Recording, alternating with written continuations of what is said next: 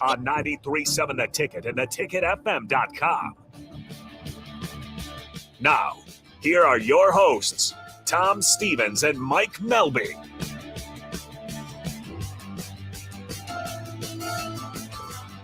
Welcome in, Husker Rewind. Tom Stevens, Jake Bachhoven.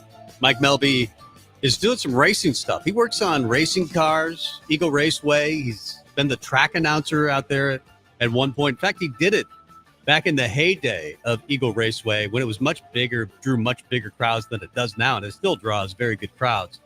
Back in the day, he did it with Rick Schwiegert, who is now one of the voices of NASCAR. Oh, sweet. And he started, Rick Schwiegert, who was the PA guy for Nebraska football for years, big booming voice, and then went to Eagle Raceway, knew nothing about racing. Mike kind of was his mentor, and he became a big voice. And NASCAR heard him and thought, you know what, we should get him into doing NASCAR. And they said, what's your name? He said, Rick Schwiegert. Well, we can't have a guy named Rick Schwiegert doing NASCAR. Your name's Rick Allen. Fair enough. That's not his middle name. Usually, you can go through that. They made him change it. Like he sat down for the audition, did a great audition. They go, that's great. You're not Rick Schwiegert. There's no way that you're Rick Schwiegert. You're Rick Allen. And he tells the story much better than I do, but he's become a big shot in the truck series. All thanks to Mike Melby. Yeah, and Mike Melby, he really should be writing him a check every single year. Mike Melby, and whatever it is, just a blank check. Yeah, just give it to Melby. Yeah, but I'm sure Melby would be aboard of that. Melby has done more things in the history of the world than he's managed like warehouses. He's been in radio, was a voice on the Blaze for a long time. Did Stars Hockey, has been on this show with me. But he's had more jobs than anybody I've ever known. Yeah. He can do anything. Well, I'm excited for him now. He's going to be in the pit crew basically for now he's building cars for racers. So there you go. Taking out the engine. I don't know what they do because I can't explain it. I don't know how it happens. I don't know what they do. But he does a great job of doing it, whatever it is. Yeah, I'm going to go out and watch him at Eagle Raceway this year and cheer him on. Hopefully they have a successful season. For those who don't know, we're taking the summer off. We are I don't know. I think it starts like May 19th, right around Memorial Day, which is my birthday weekend. We're taking the rest of the summer off, and then we're coming back in August for football season. Oh, is it coincidentally your birthday weekend or not really? No, May 29th. Yeah, not coincidentally. You got plans that weekend. I'm turning 60, Bach. Are you really? I'm a young 60. I'm almost dead. No, I wouldn't go that far. Still not dead.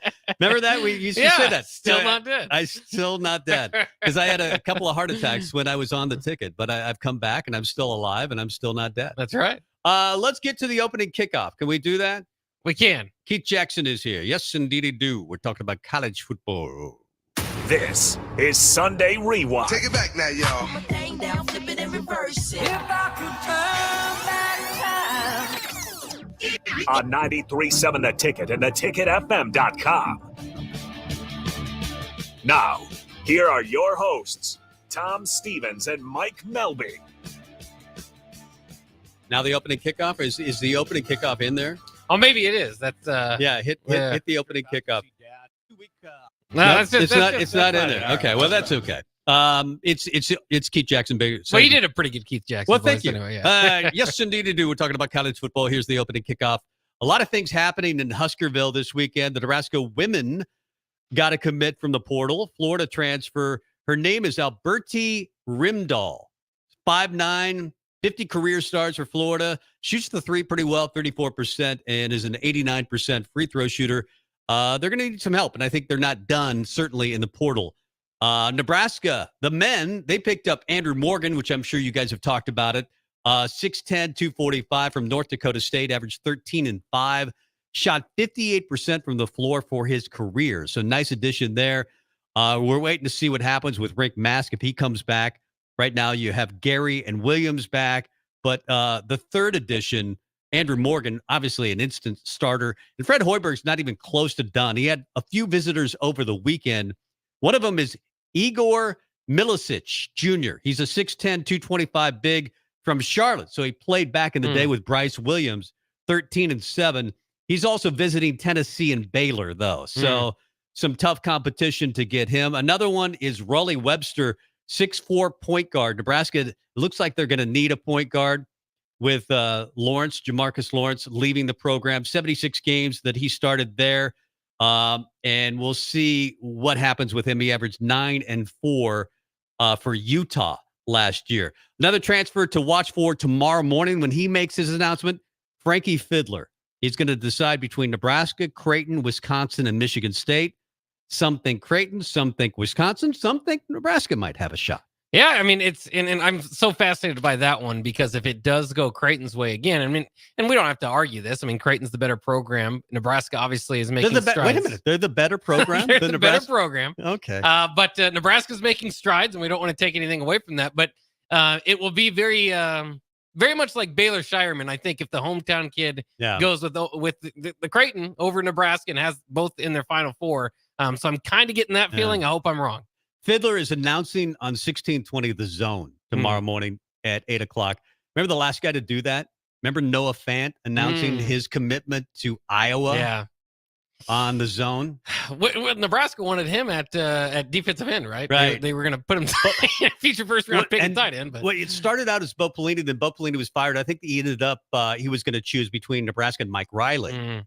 And so, good decision. Choose Iowa. Right. and his career has gone pretty well since he chose Iowa, so you can't blame the kid for that. Another commitment to watch, he has already visited, Gavin Griffiths. He's 6'8", Rutgers guard. I think that he is a Nebraska lean from everything I've heard, and a talented kid. He's a former 4-star. You got names out there like Farrell Payne, 6'10" center, or power forward from Minnesota. There's Joshua Ola Joseph. Also from Minnesota. You've got a guy named William Kyle from South Dakota State, who was the defensive player of the year in the Summit. So Nebraska's got some options in the portal. I think Fred's going to come out of this looking pretty good. Yeah, I mean, it's interesting. It's modern college basketball. So I know a lot of people were kind of upset about seven guys or whatever hitting the portal, but nobody wants to be developed anymore, Bob. No. I mean, if you want to be developed, you go to the Summit. You play for 2 years, and then you transfer to a big league. Yeah. And I mean, thank God Nebraska is where they is. Now, they've had, the Andrew White situation where they were a stepping stone. But, yeah, I mean, you think about a South Dakota State or, even where Nebraska's picking guys off from Charlotte. Charlotte's going to start getting mad at Nebraska if you keep trying to take their players. But you don't want Charlotte mad at you. That's right. Yeah, that'd be bad. You don't want Charlotte mad at you. Nebraska football picked up a couple of big commitments from wide receivers over the weekend. First, it was Jackson Carpenter from Lincoln Southwest, 6'2". He's 180, runs a 10.600. He's a really good athlete. 28 catches for 549 yards, 7 TDs. He chose Nebraska over Kansas. Then there's Brian Hayes, who announced this afternoon that he is coming to Nebraska. He runs a 10.600. He's from Maize, Kansas. He chose Nebraska over Kansas State, Kansas, Arizona, and USC. So that's a pretty good. I have a feeling that Nebraska football might end their recruiting a little earlier than they did last year. There's just not enough spots this year. Well, they said that last year, and they ended up getting a bunch of kids again. That's so true. You never know. I mean, and again, the transfer portal could open up, but I mean, numbers-wise, but it's so weird. Like numbers-wise, again, the last couple of years, we thought they'd have to stop, and they just keep going, and you had to kind of try out to make the team. We'll see after spring football again, too, if some guys can't do the transfer portal. I guess the way it works with NIL now, that if you don't have a scholarship for a kid, you just make a scholarship through NIL. Yeah.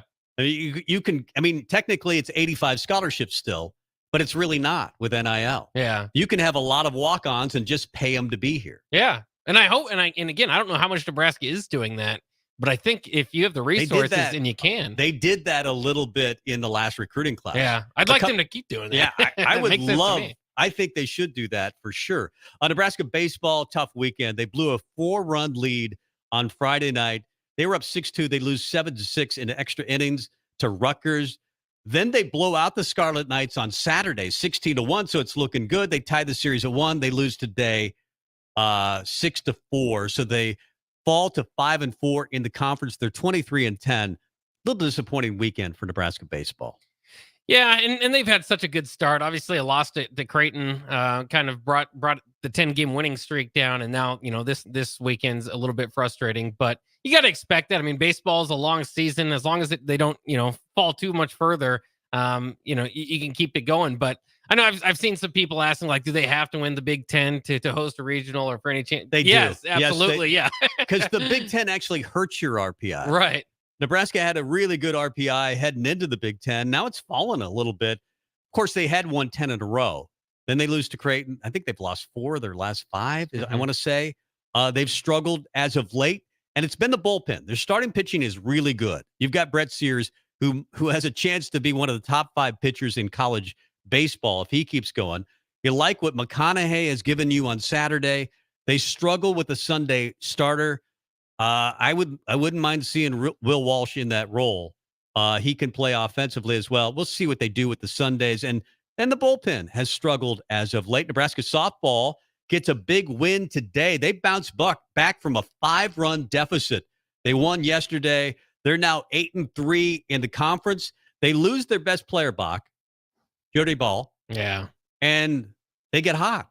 How do you explain Nebraska softball? Well, part of it is you move into the Big Ten, where their schedule was probably a little easier than it was in the non-conference.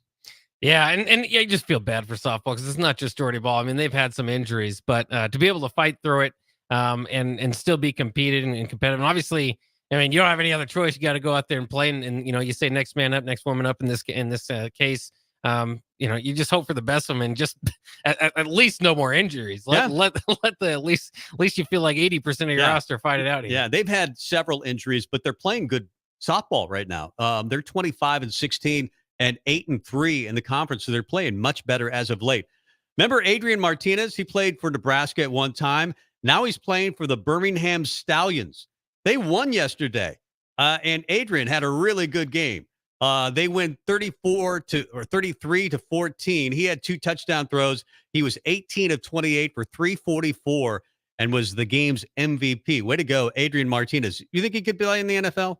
I don't know about the NFL. I think that's it's a good spot for him there. I saw that and I immediately thought, like, how many times did he throw for over 300 at Nebraska? And it wasn't that many. That was always the kind of the thought with Adrian is, he's your complete quarterback, but he'd throw for 225 and run for 100 or whatever. So that name that kind of jumped out to me in the UFL, and obviously it's a brand new league as opposed to the USFL and XFL. But their big problem was quarterback play, and so Adrian, you can kind of make a start and give yourself at least a shot at the NFL. So we'll all be cheering for him. At least I shouldn't say we all, but most of us will be cheering for Adrian. And they beat the Memphis Showboats, kind of a cool name. The Birmingham Stallions is the team that Adrian plays for. Some other things in the news. O.J. Simpson died of cancer this past week. Simpson, of course, was acquitted of the murder of his ex-wife, Nicole, and her friend. He died at the age of 76 of prostate cancer. You're probably too young to remember anything about O.J. Simpson.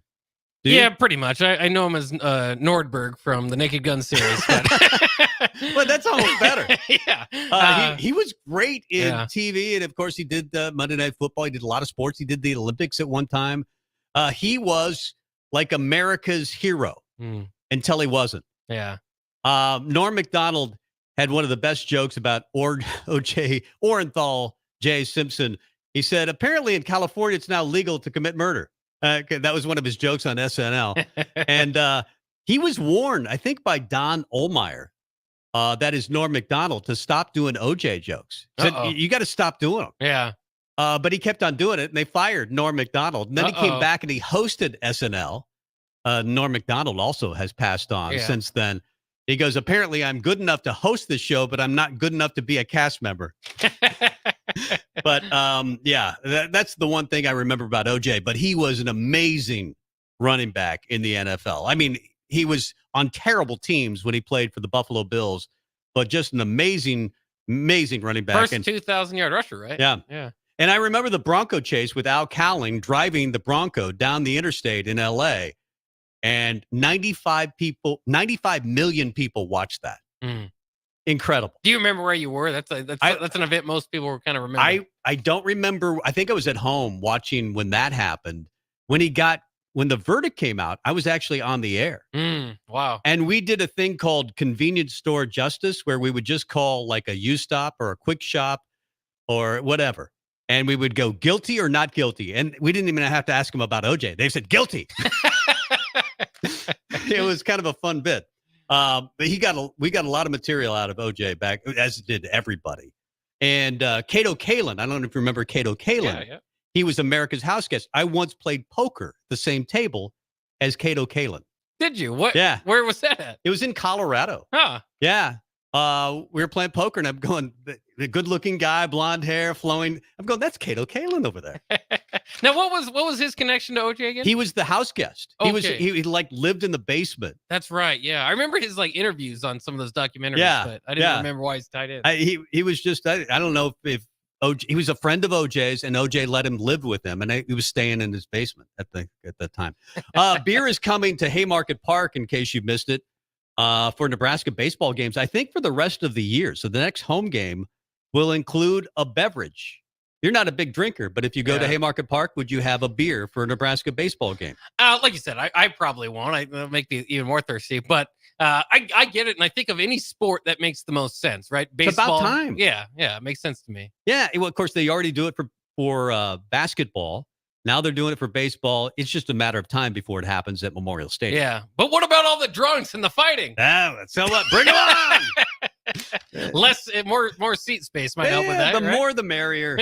And the Royals, they lose today. They did fall 2-1 to the Mets, but they are off to a terrific start. They were atop to start the day of the AL Central. We carry the Royals, right? That's right. So we like when the Royals are good. It's usually just once every 30 years.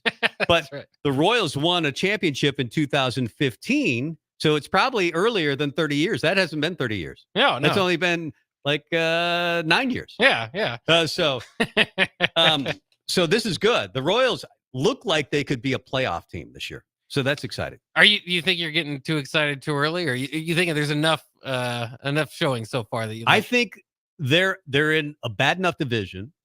I know Detroit's been good so far this year, and Cleveland's been good so far this year. I don't believe either of those teams. I think the Royals, they have legitimate pitching. They have a decent bullpen. It looks like they're scoring a lot of runs, and I don't think it's a mirage. They have one of the 10 best players in baseball in Bobby Witt Jr. I think this team is for real. I like Salvi moving to first base. He still plays catcher occasionally. I think this is a good baseball team. I think it may not win the division, but it looks playoff worthy. Yeah. You get 10 games over 500, you might be in the playoffs. You're probably in the playoffs if you're in the AL Central, right? Yeah. Well, what did you think too? I know this is a little bit off topic, but the fact that they're in the Kansas City voted kind of down the renovation that there, and worries they're not me. playing past 2030. That vote wasn't close. Yeah. The vote was not close on the stadium, and I'm not sure what the big complaint. They wanted to move it downtown. Of course, Arrowhead is back-to-back with Kauffman Stadium, and they want, I think, to keep Arrowhead there, but to remodel that, and then to move Kauffman downtown in the, what do they call the Lights District? Or whatever that, Power and Lights the District, Power and Lights District, which is really cool. There's all the bars, and that's where you would want it to be, kind of like Wrigleyville or wherever. Most stadiums are in the downtown cool areas of the neighborhoods. I don't know why. I thought it would pass, but I guess I don't know all the politics of Kansas City. And now Kansas City's threatening, hey, we don't get this, we're leaving. Yeah. I don't know if they believe. Maybe they just wanted to see something similar to what we want to see as Husker fans. Yeah, we'll give you a bunch, $450 million for the Memorial Stadium renovation if you win. Yeah. Just win something. Yeah, that could help. Could go a long way. Kansas City hasn't really been good since 2015, or not very good. And Nebraska hasn't been good at all. And now it looks like Nebraska is going to they're going to vote, I believe, this Friday. The Regents are going to vote this Friday on Memorial Stadium and where it's headed. It looks like they're going to go ahead with this thing. Which it's also interesting because I don't even know how I feel as a fan. Like, that's kind of think about the Kansas City situation is, you can think about that Nebraska one. And, I think there are some people that would love to see an updated stadium. There's some people that would love to just save money.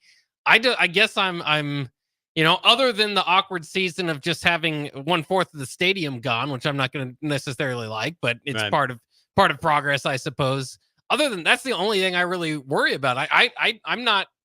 I guess I don't have too much of an opinion, which you're not supposed to on the radio. You're not supposed to sit on the fence, but just as a fan, I like Memorial Stadium the way it is. It could stay that way for the next 50 years. I don't care. Well, but I get I don't it. know. I get what some of the complaints are. We want to have better software for phones, and you want to have an area that if you're going to drink beer, let's have an area for that. Yeah. I think like Jacksonville is putting in a swimming pool. Yeah. They have a swimming pool for their new stadium.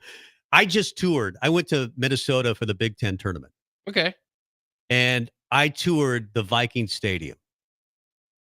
It's so much cool. It's so much cooler. Yeah. I mean, it is. I mean, it's a dome, but they have a dedicated area for the high schools, and they have the Viking room, and they have all these different rooms and all these areas where you can have a beverage. They have the couch area where you can sit on the couch and have a great view of the game.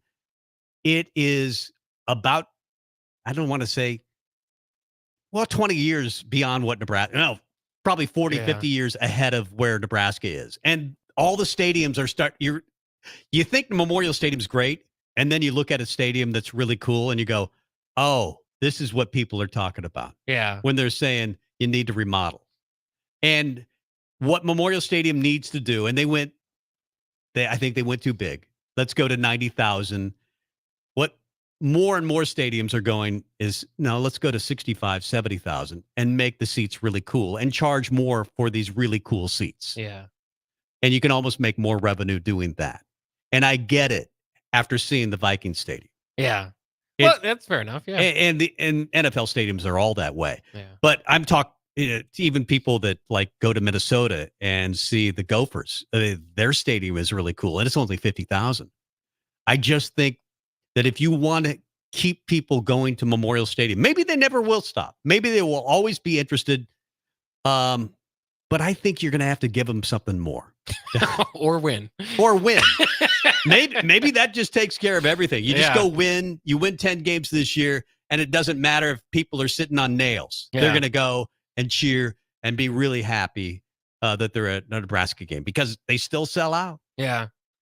Well, and I love the red carpet experience and all that and everything they've done to try to keep people in there. I don't know. I've always loved the big stadiums, and I get it.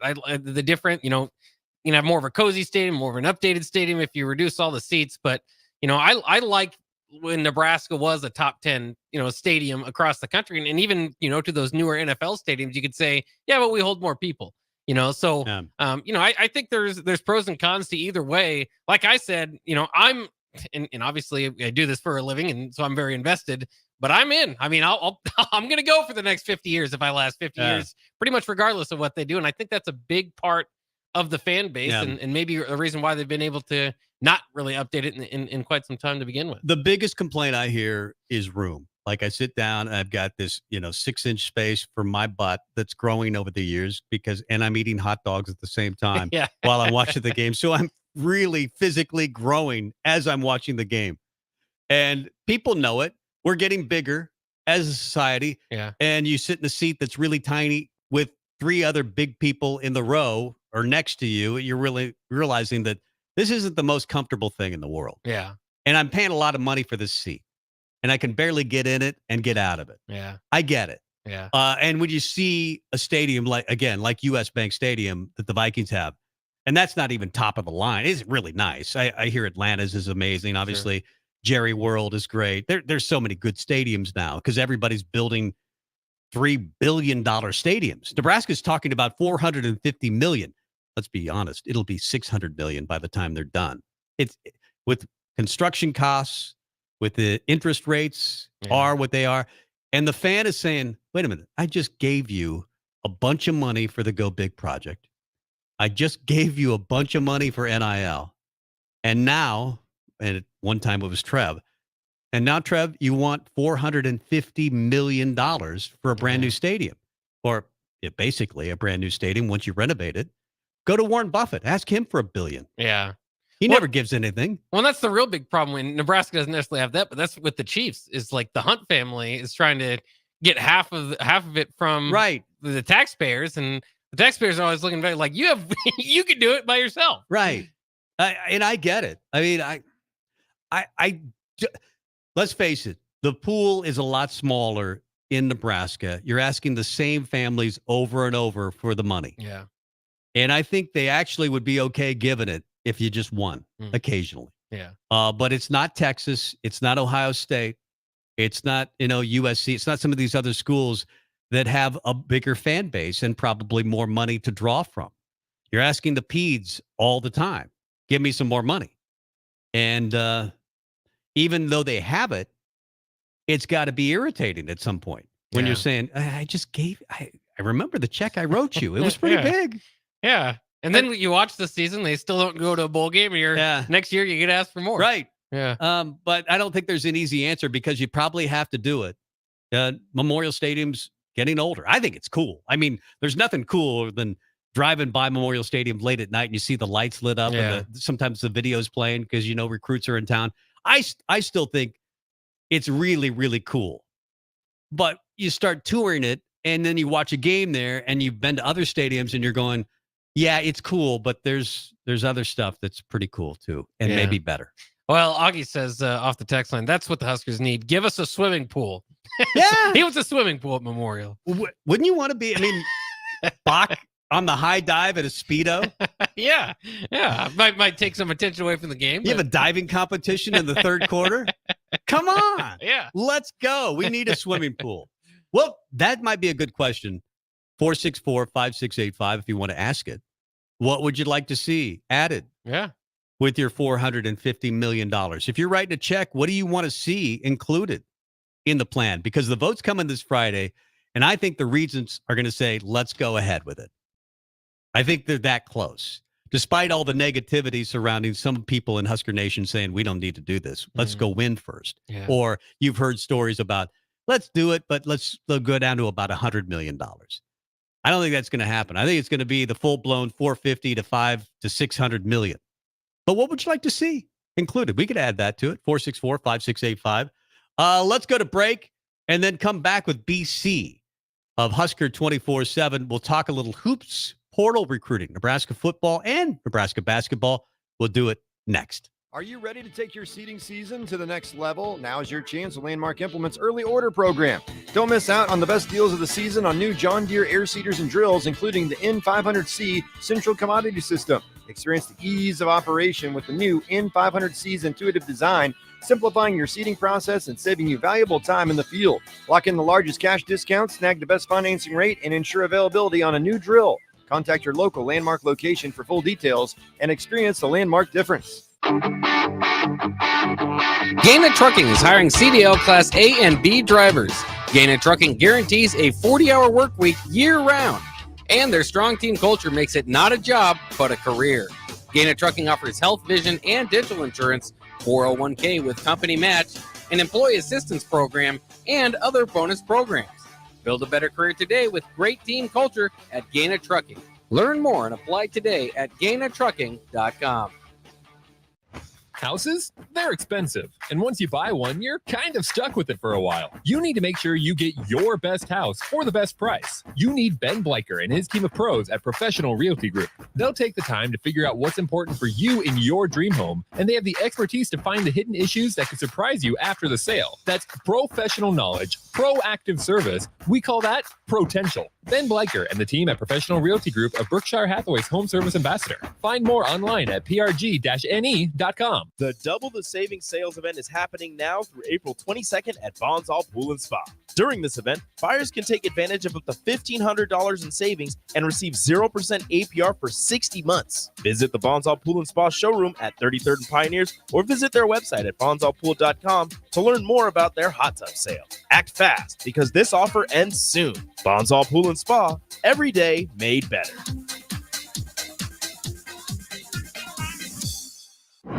Community means something different to everyone, but for me, it means cheering on those around you during the good times and helping them out during the tough times. I'm softball player Jordy Ball, and I've been blessed with the support of my friends, family, coaches, and community throughout my life. When looking for a bank to call home, it was easy to choose Midwest Bank. I never feel like just another customer, and they're proud to support their communities. They love what they do, and it shows. Your community, your bank, Midwest Bank. This is Coach Bill Bush. You all know my passion for Nebraska. Having coached all over the country, I can honestly say there is no place like Nebraska. You know where there's also no place like? Midwest Bank. Midwest Bank has proudly served Nebraska for over 70 years, and they're located in 9 different communities. Midwest Bank is ready, willing, and able to meet all your personal, business, and agriculture needs. Your community, your bank, and mine, Midwest Bank. Find out more at Midwest Bank. Member FDIC. Spring is here, and Acres is offering special financing on select new John Deere lawn tractors and zero-turn mowers. Visit your nearest Acres store and test drive all the latest John Deere turf equipment and attachments. And for a limited time, with the purchase of a new John Deere mower, get up to $200 to apply to the steel power tool of your choice. From trimmers to chainsaws, gas or electric, Acres is your home for steel products and service. Offer expires April 30, 2024. Subject to approved credit by John Deere Financial. You're spending $300 a month. Binge drinking is the most common form of excessive drinking, which costs the United States more than $191 billion each year. By drinking less, you will save $300 a month. If you or a loved one is looking for help, find a treatment facility near you at findtreatment.gov. For immediate support, call, text, or chat 988. Brought to you by Nebraska DHHS in partnership with SAMHSA. Old School with DP and J. So I knew that it was a crapshoot with the grown-up professionals at the highest level. Who's going to bet? I don't know whether the starting center's girlfriend broke up with him, whether his parents have groceries that week. I don't know whether his roommate and him had a fight. So why would I want to bet on that? 93.7 The Ticket and theticketfm.com. This is Sunday Rewind on 93.7 The Ticket and theticketfm.com.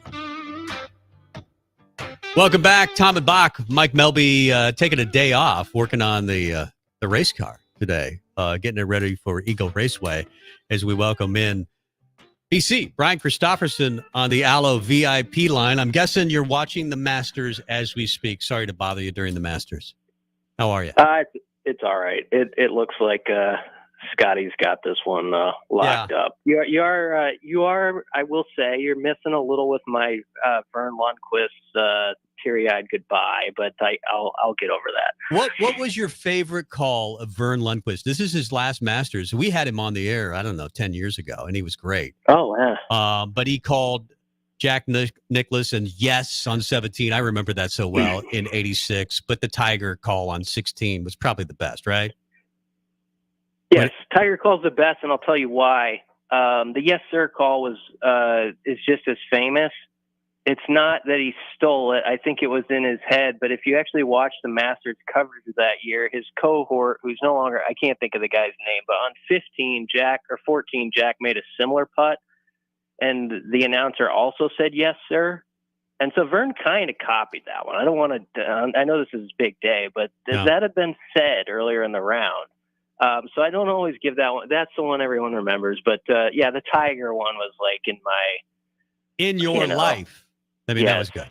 Well, he had it was like 3 parts to that call. There was it's got a chance, and it's sort of that build up, and then he's working with, he's like, oh, this is something, and then, oh, wow, and then, in your life, completed the call. It's one of my favorite calls in sports, actually, not just calls. And it was the best commercial for Nike ever, because you could see the Nike logo on the ball as it went in the hole, and then Nike failed still. It didn't matter. 4 years later, Nike was dead as a company. Tiger tried to carry the load, but it was never going to work. We were talking about this because it looks like, I don't know what you're hearing, but it looks like the regents are going to approve the funding for Memorial Stadium. I think the meeting is Friday, and it looks like the vote is going to be yes. Let's do this thing, and let's do it for $450 million to, it's probably going to be $600 million. If you could have one thing you would like to put in Memorial Stadium, maybe the Brian Christopherson restroom, something like that, or maybe a swimming pool like Jacksonville has, what would you like to see at Memorial Stadium? You know what, Tom, that's a good question. I can't give a good answer on it. I'm not trying to be a snob about it. I haven't been in the seats for Right. 20 years probably. That's true. I don't. So sometimes I will admit it's a very weak spot in my game to knowing what the biggest complaints are, aside from the the width of the seats, and we've all gone fat and we can't fit in there anymore. The thing I wish were still there is to go back in time. When I was a kid, they had the circular, wash sink. Where it was that circle where, you get around, you put your foot on the bar below and everybody wash their hands in that. I don't know if those are still in there actually, but I want those back, and if they modernize around that, fine. Cause one of the funniest stories, one of the years where they had like, a sellout number that was significant, I wrote a story about the fans and how they've made it what it is. And a person told me a great story about how some small town guys on a cold day were just taking a leak in the middle of what was supposed to be the wash sink. I remember that story. They thought it was a bathroom. And so I've always been amused by that, and I want that confusion to keep existing. That's a very I've poor seen that answer same to guy a do serious that. question you asked. But there you go. That's what I got. Yeah. It's weird too, because I found myself sitting back and just thinking, does Nebraska necessarily need this update? What are your kind of feelings as you look around other college football stadiums? Obviously, as opposed to some of the the spectacular stadiums in the NFL, sure, it could be upgraded, but do you think this is a move to help in recruiting or anything like that? I don't think it will help that much in recruiting. I think you're doing a solid if you can do it right for your fans who have been so loyal through even the thinnest of times. And it is a stadium that was built for people when they were sized differently, and it was just a different, setup then. And so I think it's sort of uncomfortable when it's packed in there.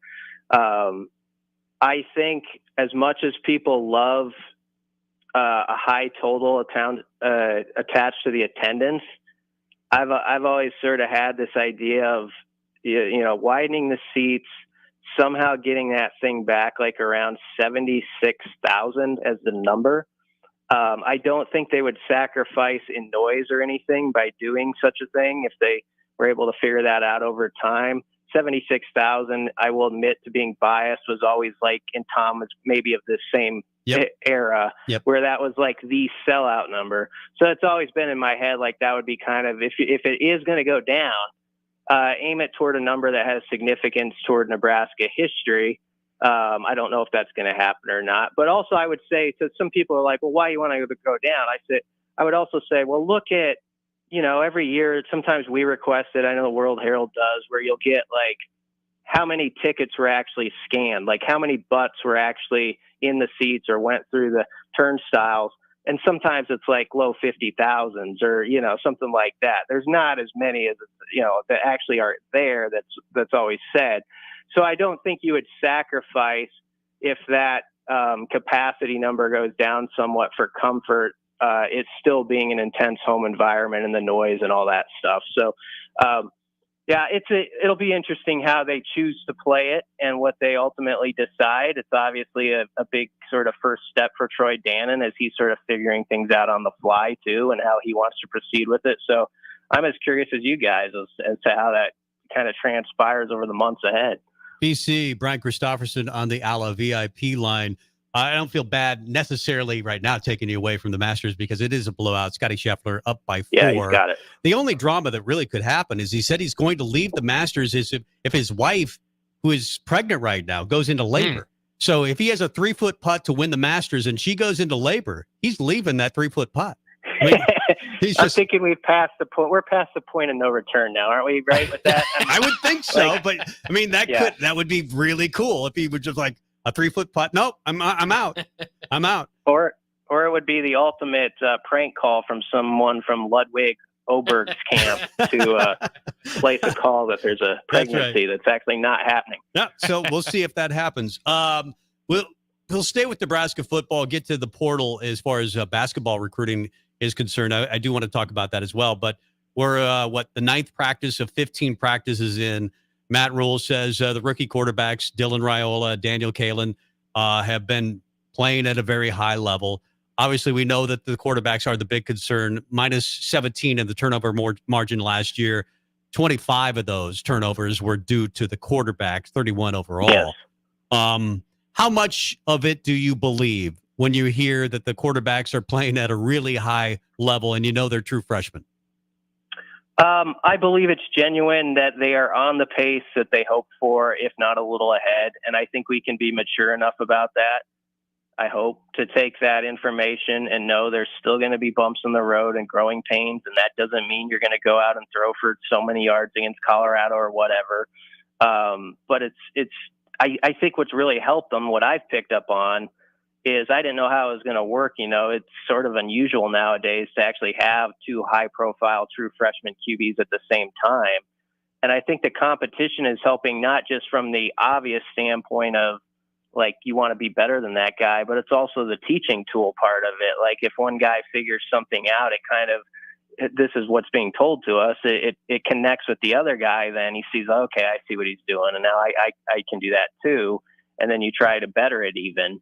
And so I think there's really sort of been a nice 1-2 combo there as far as, Dylan Raiola has come in with a lot of maturity, and I don't think tried to, do too much. He's trusting the older voices in the room and developing his own voice as it goes. And I like Danny Kalen's mentality too. Like, when he was up with us in front of the media, someone asked him sort of about, the premise of being like the underdog, and he doesn't accept that. And I like that. I just like the competitor he's been. And when we were over there the one day, he had a really nice drill in front of us all, and I think got people buzzing a little bit. So I don't think he's backed down at all. So when Rule says, we feel good about where it is right now, I think we can take that in the relative fashion it is and say we don't know what that's going to mean for sure in the fall, but for what you want as far as learning goes on in March and April, it does sound good, and I believe it. Pivoting to basketball real quick, BC, I mean, all eyes, I think, and ears will be on Frankie Fiddler and his announcement tomorrow. I told Tom I'm kind of getting this Baylor Shireman feeling where, Nebraska's in the Final Four, but, he's announcing in Omaha and in his hometown, Creighton. It just feels like a Creighton lean to me. Are you getting a similar feeling? I don't know. I know I'm supposed to come on here and give some great insight, but I don't know where he's going. I mean, I've heard sometime at points like buzz for Wisconsin. A couple days ago, I was hearing a lot of good things for Nebraska, and then it sort of was wavering in the air. Schaefer on our site, I think, got some good intel and kind of spelled out, that I think those even close to him were sort of unsure, even as of Friday, what he was going to do. I mean, maybe that's been firmed up by now, of course, with it about to happen. Wisconsin, I've thought, is a serious player. I've thought Nebraska was right there. I'm not sure on Creighton. We've also heard, and I don't know what to make of it, but there's the possibility he could stay, actually. I've heard it, in Omaha, and I know some people roll their eyes at that. But there is a comfort level of what he's done there, and I think they're ponying up, some opportunities for him to build sort of their program around him. So I don't discount even that. So I think that one's very much up in the air. Obviously, it'd be huge if Nebraska got it, and I think his former teammate William Kyle. If we can go through the names, but William Kyle, when he decides, and that's going to be a few weeks, that one's as big to me as anybody, just because I feel like he can be a rim protector. I like, he's a defensive player of the year in the Summit, and just some of the sort of, the nuts and bolts items you need to have taken care of from a guy, sort of like Josiah Alec really picked up on doing in the last half of the season. I feel like Kyle could maybe fit that bill. And I like that Nebraska gets a visit from him, spring game weekend and kind of the last of some of those visits. So maybe that'll be to their advantage. Fiddler, though, very much in the air to me. And BC, it feels like Andrew Morgan. Maybe you get Rick Mass back, and I think a lot of that depends on his knee. And after talking to the doctors, we'll find out. But they've got Gary coming back. They get Williams coming back. Andrew Morgan was a nice pickup, I think. The 6'10", 245, career 58% field goal shooter. That's an efficient player, I think, for Nebraska.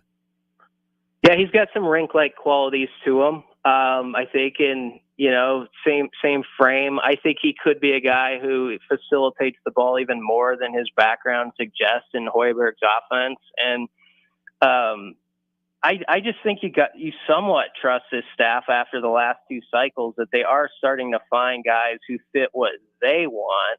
And it might not be the first name everybody's talking about across the country as far as a portal guy, but they've identified the last few cycles players sort of like Andrew Morgan, like Rink Mass when he committed, and Bryce Williams when he committed. People are like, oh, that's pretty nice. But, people didn't lose their minds about it or anything. And it ended up working out really well because they fit within the idea that Fred and Nate Lenzer and those guys have over there with how they want to operate. And I know Andrew Morgan, I talked to him briefly after he committed, loves just how the offense is set up and the way it's spaced. The guys always talk about the spacing on the floor that happens in Fred's system and how it opens up a lot of opportunities. And I think those big men also like being kind of a pinpoint part of the offense, where they almost become a point guard at points.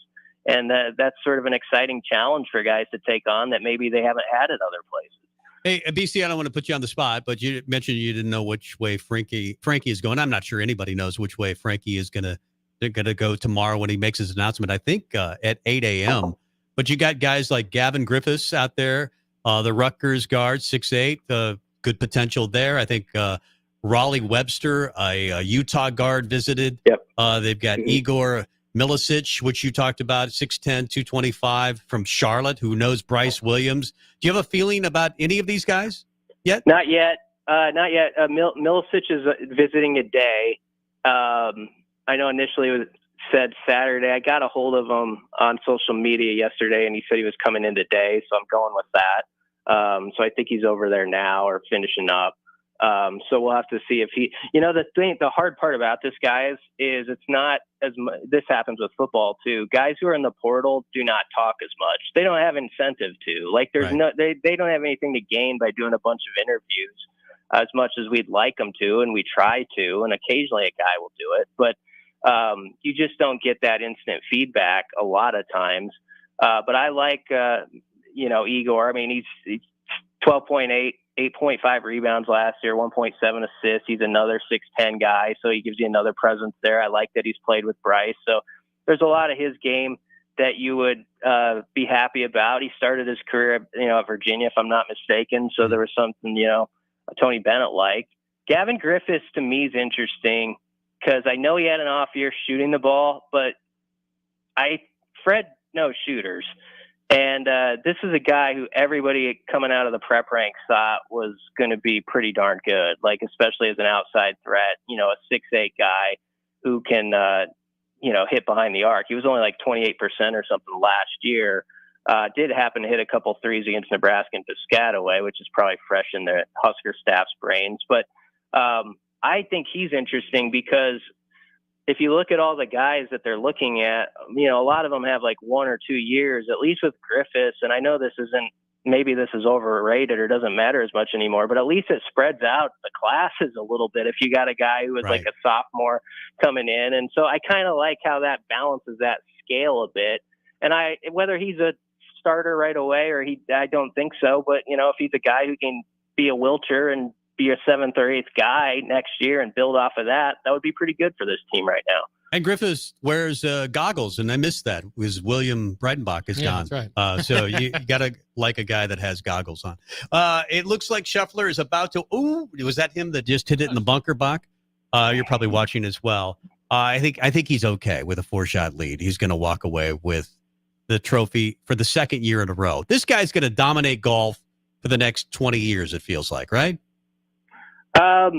He might. Now, I know some people are bored by him because he's got sort of just a workman-like mentality or whatever that doesn't pop off the screen.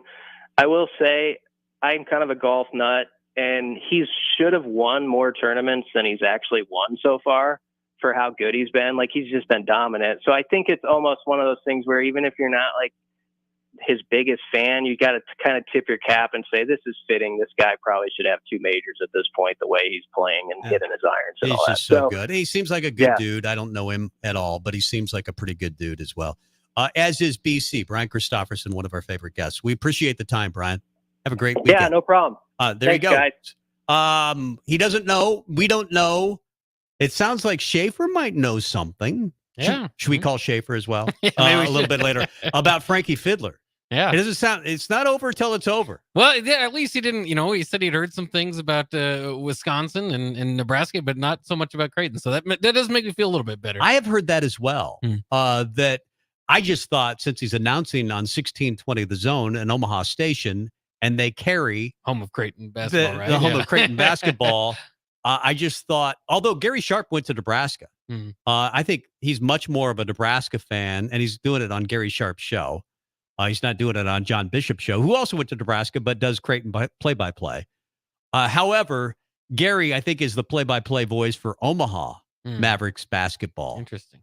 So that makes sense that he would have Fiddler on to make the announcement on their radio station. But we'll know very soon at 8 a.m. tomorrow morning. If you wake up, Bach, and Fiddler has chosen Nebraska, what are you going to do? You're going to run around the block naked. I think so, yeah. Yeah. 2 blocks even. You'll have no choice. That's right. I think. Let's get to break. He's fully clothed. So am I. His name is Jake Bachhoven. I'm Tom Stevens. Mike Melby is off this weekend. He's doing racing stuff. He's a racing guy. He fixes cars. He knows all about racing cars, and I know nothing about them. Do you know anything about racing cars? No, I don't know anything about cars in general. So if I have a car problem, I'll just call him up, Melby. Yeah, just call Melby because he knows all about cars. He could help you out, and he's a good guy, so he would do it. But let's get to break and come back with more. Jake Bachhoven, Tom Stevens, Husker Rewind, more on the way. Spring is here, and Acres is offering special financing on select new John Deere lawn tractors and zero-turn mowers. Visit your nearest Acres store and test drive all the latest John Deere turf equipment and attachments. And for a limited time, with the purchase of a new John Deere mower, get up to $200 to apply to the steel power tool of your choice. From trimmers to chainsaws, gas or electric, Acres is your home for steel products and service. Offer expires April 30, 2024. Subject to approved credit by John Deere Financial. Hi, I'm Senator Bo Ballard. I was born and raised in Lancaster County, learning the value of hard work and grit at a young age. I built my own company, creating jobs right here in our community. I know that families and businesses in our community need lower taxes, lower cost of healthcare, and a great education. That's why, as your senator, I helped pass the largest tax cut and made the most significant investment in education in Nebraska history and worked to reduce the cost of healthcare. I'm Senator Bo Ballard, and I humbly ask for your vote on May 14th. Paid for by Ballard for Nebraska.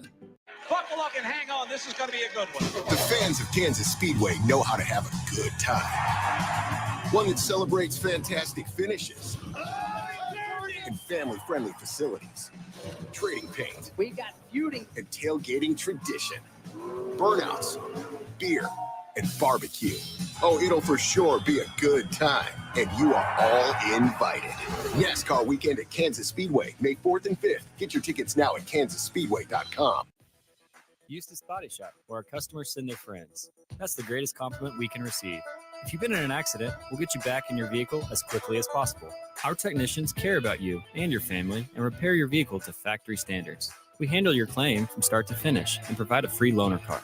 Stop by for a free estimate. Eustace Body Shop, just south of 88th and Highway 2. The most recommended Eustace Body Shop. That's who we are. At Doane University, we build leaders, and that means your success and achievements come first. At Doane University, your future is uniquely yours, and our world-class liberal arts education is just the beginning. We invite you to schedule your campus visit and experience why Doane University will start you on your journey to your future career. Learn more by scheduling your personal campus visit today at doane.edu/visit. See you soon. This is Sunday Rewind on 93.7 The Ticket and theticketfm.com. Welcome back. Husker Rewind, Tom Stevens, Jake Bachhoven, short segment here as Scotty Scheffler has won back-to-back Masters, and it wasn't close today. 11 under par. Ludwig Ober, who's from Sweden, was 7 under. He finishes second. Colin Morikawa, that was my guy. I also wanted to see Max Homa do well. He finishes at 4 under. Tiger way, way back. He did make the cut, which was impressive. A lot of old guys made the cut. Phil made the cut. Tiger made the cut. But then Tiger was doing pretty well as I was watching, I want to say, early Saturday morning. I was watching online, and he was like 3 over. Then he went to 2 over after a birdie, I want to say, on 5. And then he doubled 7, doubled 9, and the wheels came off. I think a lot of it had to do with the fact that he just played a lot of golf on Friday. There was a weather delay, so he started late, like at 2 o'clock. No, maybe 4 o'clock. I don't remember when it was, but he started late, and he wasn't able to finish his round on Thursday. They had to carry it over into Friday, so he plays the rest of his holes from the Thursday round on Friday, and then he has to play his regular round after that. So he plays 23 holes of golf, which isn't good when you look at the accident. I mean, what he went through. He probably should have lost his leg in that car accident. And the fact that he's even standing up and playing golf, it's such a shame that the car accident happened, because he wins, was it the Masters in 2019, I want to say, when he last won the Masters. He's, come back for the ages, or I can't remember how Jim Nantz said it. Yeah. Return to glory, I think, was his line when Tiger made the putt to win the Masters in 2019. You thought, you know what? He's at 15. He might have 3 more majors in him to catch Jack Nicklaus. And then the car accident happened, and I thought he was completely done. He's been able to get back out there, and if he were able to play in a golf cart, he'd probably be okay. And have a chance to win tournaments like this. But when you're talking about Augusta, the hilliest golf course probably in the world, just to walk it is very difficult for 4 days. And then you get the winds that they had on Thursday and Friday, and the weather that they had, and the fast greens when they dry out. It's just a physical and mental challenge like no other in golf. And I hate to say it, but the era of Tiger is probably over. Yeah, I mean, and I'm just kind of following it from afar. Obviously, you wouldn't know golf a lot more than I do, so my job is to be a little bit inquisitive here. Was it kind of the bigger story was whether he made the cut or not? I mean, is that a good weekend for Tiger? That was a big deal for Tiger to make the cut. However, a lot of it, like Jack won the Masters at the age of 46 when he hadn't won in a long time, and part of it is knowledge, course knowledge. When you play a course, the same course, and it's the only major that they play every single year. The PGA, the US Open, the Open Championship are all played at different courses. Augusta's the only course they play every year. So golfers and fans get to know that course so well. You know it like the back of your hand. When somebody says, oh, he missed that putt on 7, you know what they're saying because you watch if you're not watching on TV, you're probably watching online. If you're a golf nerd like myself or BC or Mike Melby or, anybody that it's a golf nerd, you know that course so well. And the players know it so well. They remember putts from 30 years ago in some cases. I mean, Tiger won his first tournament there, at 20, 19? He set the scoring record. I think he was 20 under, 19 under, whatever it was. Which will probably never be broken. I don't think it will be broken. I don't think it has been broken. But Tiger, his philosophy was to get in the gym, work on his body, get as big and strong as he possibly could, which he has done. If you've seen his upper body, he's as strong as ever. And his swing speed is still up there. But I think 4 days of walking a course like Augusta or any of these courses that he'll have to walk on the PGA Tour, and he's only going to play once a month, if that. Will be very difficult. He might be able to sneak up on somebody and have a magical week. It might happen. He maybe could eke out one more win. I doubt that it will be a major. But certainly the era of Tiger dominance is completely over. And we've known that. Well, and that leads me to my next question, which is, to ask you, trying to project forward now, Scottie Scheffler winning the Masters back-to-back. He's number 1 in the world. I heard somebody call him the next Tiger. And I think that's huge praise. That's like when the NBA was going for the next Michael Jordan, like you could have greats like a Kobe Bryant fill in, and it still wasn't quite MJ. And that's what I would kind of think with Tiger. It's like maybe you'll have a next guy that makes another 10-year run, Mhm. but can he be the next Tiger? I mean, you're talking about elite of the elite of the elites. I mean, that's standing the test of time because it can come and go so quickly. Oh, sure. Guys that you think are the top. I mean, I thought Justin Thomas was going to carry the torch for a while, and he hasn't done anything for a couple of years. He's been missing. He didn't make the cut this weekend. Jordan Spieth, who's won at the Masters, I thought was going to be a guy that would dominate for 4 or 5 years. And the Schefflers have passed him by. You're seeing Ludwig today, Oberg, I think, is going to be a really, really good player. If you want to look for a name, he finishes second today. He's been out of college for 9 months. Jeez. He's incredibly talented. He was on the Ryder Cup and dominated there. That's a guy that could maybe battle Scheffler in the future, but Scheffler's not going anywhere for a while. Will he be Tiger good? Probably not. I don't know that we'll ever see that again. Maybe we will. You say that, and sports always proves you wrong. Somebody steps up and is the next Tom Brady or Michael Jordan or whatever, or LeBron. There's always another guy coming that can do it, but it's hard to imagine somebody as good as Tiger. And had he not gotten injured the first time or the second time, I think he would still be winning tournaments at a really, really high level. I think that he would have surpassed Jack Nicklaus of the 18 majors and probably won 100 golf tournaments. But Scheffler's the next Tiger. He won't be Tiger, but he's as close as we've got and probably will be as close as we're going to get for the next 10 to 15 years. He's really, really good. It would have been interesting, though, on 18, had he had a 3-foot putt. He gets the phone call from his wife, or maybe his caddy does. I doubt that he has his phone in his pocket, but maybe in his bag. It just vibrates as he's swinging. And because he honestly said, it doesn't matter. It doesn't matter where it happens in the tournament. If I get a call from my wife or, somebody that she is in labor, I'm quitting. There's no way that happens with a 3-foot putt on 18, but that would have been hilarious if that's how he lost. That would have been great. Is it his first kid? I don't know. I know I've seen, when they win tournaments, there's always kids around mom. Yeah. And I think those are his kids, unless they're stunt actors or something like that. I've seen his kids celebrate other wins at tournaments. I'm pretty sure he has other kids, but I don't want to swear to it. Well, if he's already been through the childbirth process. That's right.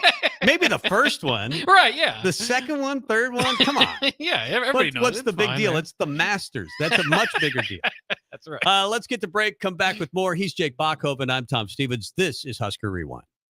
This is Lincoln's home for sports talk on the FM dial. Also online at theticketfm.com. On the internet. KNTK FM Firth, 93.7 The Ticket. The Double the Savings sales event is happening now through April 22nd at Bonzall Pool and Spa. During this event, buyers can take advantage of up to $1,500 in savings and receive 0% APR for 60 months. Visit the Bonzall Pool and Spa showroom at 33rd and Pioneers or visit their website at bonzallpool.com to learn more about their hot tub sale. Act fast because this offer ends soon. Bonzall Pool and Spa, every day made better. Go hog wild, pit barbecue. If the week's been too hectic to even think about dinner, or your family can't handle one more night of leftovers, then it's time to let Hog Wild do the cooking. Hog Wild's family packs are one heck of a good deal for a complete barbecue meal, loaded with all the smoked meats, tasty sides, buns, and sauces you need to feed your family. Order online at GoHogWild.com. Hog Wild Pit Barbecue, 3210 Cornhusker Highway in Lincoln. But don't be late, we close at 8. At Parkview Animal Hospital in Lincoln, it's not just a professional care that sets them apart, but their warm staff and state-of-the-art facilities. Whether it's for a routine checkup or a comprehensive medical procedure, at Parkview, your pet isn't just another number, but a valued member of their caring family. Visit them at PAHLincoln.com today and in person just south of 14th and Pine Lake Road. Parkview Animal Hospital, your pet, our passion. For happier, healthier furry friends. Here you go. Coffee's on me and my new BFF. I thought I was your best friend forever. BFF like best financial friend at Members Own Credit Union. Right now, they're offering $100 when you consolidate or transfer a loan or an existing credit card balance and meet requirements. Plus, you get great rates and free advice from a financial partner that will put you first. That sounds like a match made in heaven. Members Own Credit Union is the type of bestie you can count on. Get started today at memberzonecu.org/BFF. Limitations may apply. Equal housing opportunity. At Doane University, we build leaders, and that means your success and achievements come first. At Doane University, your future is uniquely yours, and our world-class liberal arts education is just the beginning. We invite you to schedule your campus visit and experience why Doane University will start you on your journey to your future career. Learn more by scheduling your personal campus visit today at doane.edu/visit. See you soon. Go Hog Wild Pit Barbecue. It's $5.99 barbecue time. Hurry to Hog Wild for a complete barbecue meal that's only $5.99. Get a one-meat sandwich loaded with our award-winning barbecue, plus your choice of a classic side and drink for just $5.99. Upgrade your sandwich to beef brisket for just $1 more. Join us for lunch or dinner in Lincoln at 3210 Cornhusker Highway. Order online at GoHogWild.com. But don't be late, we close at 8. This is Coach Bill Bush. You all know my passion for Nebraska. Having coached all over the country, I can honestly say there is no place like Nebraska. You know where there's also no place like? Midwest Bank. Midwest Bank has proudly served Nebraska for over 70 years, and they're located in 9 different communities. Midwest Bank is ready, willing, and able to meet all your personal, business, and agriculture needs. Your community, your bank, and mine, Midwest Bank. Find out more at Midwest Bank. Member FDIC. This is Sunday Rewind. Take it back now, y'all. Hang down, flip it and reverse it. If I could turn back time. On 93.7 The Ticket and theticketfm.com. Now, here are your hosts, Tom Stevens and Mike Melby. Welcome back in. Tom Stevens and Jake Bachhoven, Mike Melby, taking the day off to build a race car or do whatever. I think he's racing, actually, maybe at the track as we speak. But it involves racing, the reason he's not here today. Scotty Scheffler just wins his second Masters. It was not back-to-back. He won 2 years ago. John Rahm won last year, did not play that well this year. And by the way, he doesn't have any kids. So I guess it would be a bigger deal if he left the Masters for his first kid. I saw a kid hugging him, but that was maybe his sister or something. I don't know. I also, while looking up, I also realized that he went to the University of Texas, so I don't like him. My cheering interest has changed. He sincerely seems like a good dude when I hear him interviewed. And I think one of the reasons he's a great golfer is he really doesn't care. I mean, he says, you know what? I'm really excited when I win a tournament. And maybe the Masters would be different. It's a major, right? But when I win a tournament, I'm really excited for like 5 minutes. And I realize it's what I do, but it's not who I am. And a lot of people say that and you think it's phony. I don't think it's phony with Scotty Scheffler. He just seems like when he's playing golf, he's under a lot of pressure, but he doesn't ever look like he's under pressure. He just seems like the most relaxed dude. And to carry that to the Masters or any big-time sporting event and have that kind of calm, he was down a couple of times, and then he hits an eagle. You know, it's like, I think it was yesterday, or maybe it was today. I don't know. All the days in the Masters run together. But he hit the bomb for the eagle, and I'm going, you know what? This guy you can't keep him down. He was down 1, then he's up 1. I mean, every time he bogeys a hole, it seems like his comeback hole is a birdie. I mean, I think his worst score this year is 72, which he did, I think, on Friday for the entire year. I mean, any of us shoot a 72. We're like, that's career round. Obviously, if you're an amateur, but even on tour, most guys will shoot 75s, and everybody did in the Masters except for Scotty. The guy's just ridiculously talented. Does he have obviously anybody at that level is good at everything. Does he have a particular strength? Is he a long ball guy? He does everything well. He's a great driver of the golf ball. He hits it long. He's probably the best iron player in the world. His short game's really good. If he did have a weakness, it would be putting, but he's corrected that this year.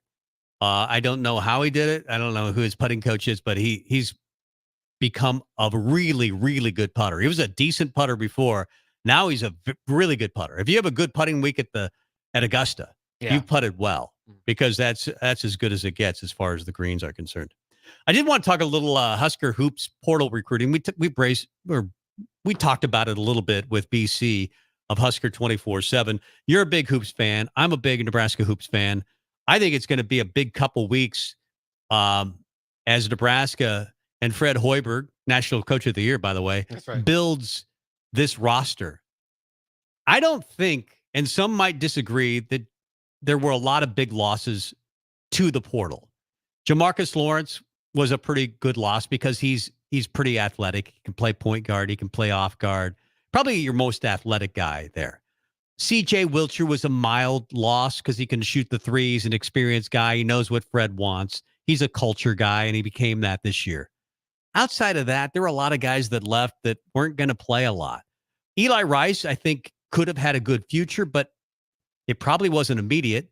You could look at Eli Rice and say, yeah, he's 6'8", 200 pounds, but he probably needs to gain 20, 30 pounds, and he needs a lot of muscle. And he's not a project, but he certainly is a year or maybe a year and a half away for me. Yeah. Did you see that Nebraska lost a lot in the portal? I think, like you're saying, I think Lawrence is your biggest loss, and he was a guy that I was pretty excited about, especially after his move to the bench, kind of revived his season there. But I don't think there was anything that's, that was just kind of earth shattering. I think we'll see, like if they don't get Rink Mass back, I think that would be pretty detrimental.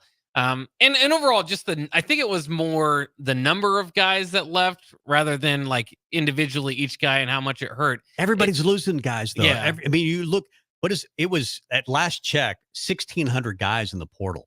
But it makes you wonder. It's 100 every day. Yeah. Makes you wonder though, like, and I know 1890's picking up on Nebraska basketball where they hadn't, previously, and that's not necessarily new information. That's kind of old, but but I guess I just wonder, because you always wonder with Nebraska is how much is being put toward the program as far as NIL. Are they taking care of their guys? I've talked to a few people that do have connections with NIL, and they say it's dramatically different than it was just 2 years ago. When they were able to keep, say, Keisei Tamanaga. Yeah. I think that was a big deal. They were able to get the roster that they had last year, which I thought, that was a good roster and probably would have won most first-round games had they not run into the worst matchup you could run into in Texas A&M. And it was still not a bad matchup when you consider they hadn't shot the ball, then they shoot the ball out of their gourd.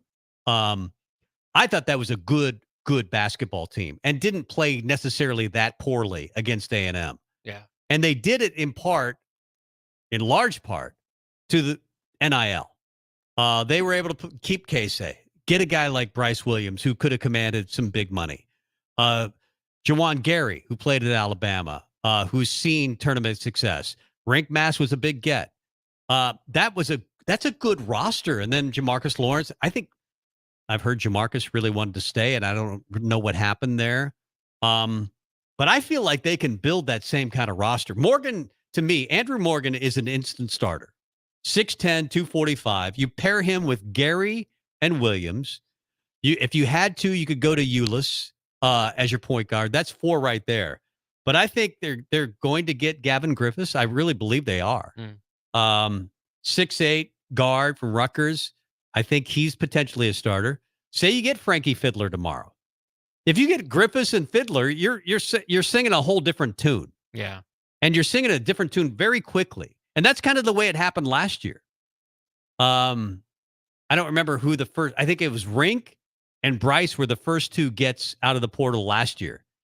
And I'm thinking, you know what? With Gary and Lawrence and some of the pieces that they've got, they still need a point guard. And that was the big thing. They never got their point guard. You heard like Kirk Krissa was a big name that they were going to get. Who's back in the portal, I believe. Is it? Well, so you go get him. And another portal guy that apparently is available, a Utah guard, Raleigh Webster, who's a 9-4 guy. Doesn't necessarily say sexy to me, but I've never seen him play. I don't know what he could do. Apparently, he's a very good point guard, and he's 6'4". I think that within the next week, you're going to see this roster fill out. And by the way, on Rink, I think he wants to stay.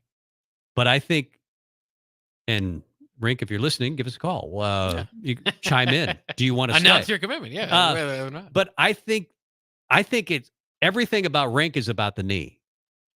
He had the surgery last year. I think he's looking at it again, and probably multiple doctors looking at it. But if it means he's not an NBA guy, Rink Mask is not going to play in the NBA, at least not right now. He's certainly not going to play in the G League. That would mean he goes to Europe. We know he's from there, so that part of the world. So maybe he does, and he gets a couple $100,000 versus staying at Nebraska and probably getting a couple $100,000, right, or in that neighborhood. Yeah. I don't know what the real benefit, especially him fitting so well into the Hoiberg system. What would be the benefit of him leaving? Yeah, and then, he did that interview when Casey was doing his thing at All-Star Weekend, and he said things like "we" and "we're gonna" and stuff like that. So you're kind of thinking, okay, maybe he's bought in. I've seen him around the station a few times the last couple of weeks, so he's still kind of kicking it around Lincoln. So I mean, I feel good about it, but I feel like that's where, like we said, you're talking about the core pieces, and bringing back Bryce Williams and Juwan Gary and Rink Mass to me were the core pieces. And so you've got 2 out of 3. I look at the way too early top 25s. Nebraska's not in there, maybe because they couldn't, or like 6 deep right now. You need to get a little deeper for that. But I think that this roster is in very good shape. Like you said, it's just kind of modern college basketball. But the other thing is too, and I hope they're able to do this, is get enough pieces that you say I think could play, and then have that overload, like they did last year with Boogie Coleman, who came here, I'm sure, expecting a bigger role than he got, but it was that competitive to get into the top 8. And I think that's what made Nebraska so good last year. It wasn't necessarily Tamanaga dominating from night to night. He wouldn't always do it. Mm-hmm. Rink Mass, you'd have different guys pick up, but that's where Nebraska was so dangerous, is you had a bunch of different guys that could be the guy on that night. And I think if they add a couple of these pieces, you're right. I think the question overall, do you have confidence in Fred Hoiberg to put this thing together? I do too, because we saw it last year. We've seen it in the last couple of years where he's used the transfer portal, which is, that was his MO at Iowa State. Obviously, things has changed over the years in college basketball, but he seems to be, with at least these last 2 teams, back into that swing. And maybe just as impressively is that he's doing it with guys from Bradley, from Charlotte, maybe if you as pick is up everybody from Omaha. Look around college basketball. That's happening in a wide variety. Frankie Fiddler is a guy from Omaha, right? And everybody wants him. And that's kind of the new era of college basketball. It's really kind of a shame in that no longer, and we talked about this a little bit in maybe the opening segment, that no longer is it a guy comes to your program. It happens, but no longer is it on a regular basis. Do kids come to your program as freshmen and they're still there as a senior, and they're developing. Usually you're developing them for some other school. Yeah. And for some reason, I don't even if a guy has a good situation now, guys are leaving. Yeah. Even if you could say, hey, we're giving you a lot of money. You're the starting guy. You've got a great deal via NIL. Yeah, but I want to change the scenery. Yeah. I just want to do something different. Yeah. So I'm transferring here. And sometimes it makes sense, but other times it doesn't to me. But I think you're right on Fred. It seems like he's found the right formula. And for me, it started with the Sam Griesel, Emmanuel Bandamel. You had D. Walker. Yeah, Bandamel got injured, and that really hurt. And they had to go to that smaller lineup, but that's where they really kind of caught fire, and they were 16-16, and then it kind of carried over into this year. They found something culturally with the right guys, because it felt like, and I'm not throwing Matt Abdelmassi, even though I kind of a little bit under the bus. He was the GM, and it felt like Nebraska at that point, the first 3 years in the Hoiberg era, were just picking guys. Like, he looks talented. Let's take Teddy. But he's never lasted anywhere, wherever he's been. But he's Teddy Buckets. We got to go get it, Teddy Buckets. And it felt like Nebraska was recruiting that way a little bit with, Cam Mack, really talented, but does he fit? I think you've got to get guys that are talented and fit the culture. And now they're getting those guys. Gary and Bryce Williams and Rink Mask are all really solid players, but you can tell it doesn't matter if they score or if the other guy scores or who gets the bucket. Because other teams, it felt like it mattered who got the bucket. This team this year, it didn't matter. They're playing for each other. Well, and I think even too, I mean, obviously K-State could get on a heater or not and just kind of throw them up. I think it would be even more so that case. And then you're not better without K-State, right? I mean, maybe they will be if you can put the right pieces together. But I think it'll be even more that case moving forward. But yeah, I mean, it is interesting now too when you look at these additions. And again, from the Charlottes or the Omahas or whatever, and you never want to say never, but it's interesting just the change of like nobody's like looking at any of these additions going, oh, he's got NBA potential. It seems like they're starting to look to recruit good college basketball players. Right. And I don't think that was the case the first couple of years. I'll ask you this because I understand the sentiment behind it. But I've heard people say, yeah, those first 2 or 3 years didn't count. So Hoiberg's kind of in his third year or whatever.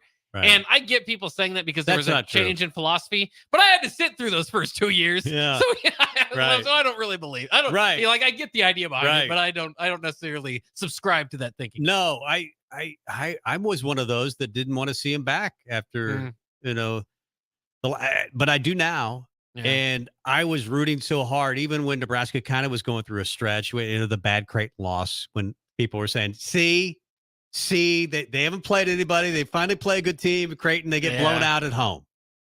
But I could still see there was something there. And this team was a little bit different. And it didn't.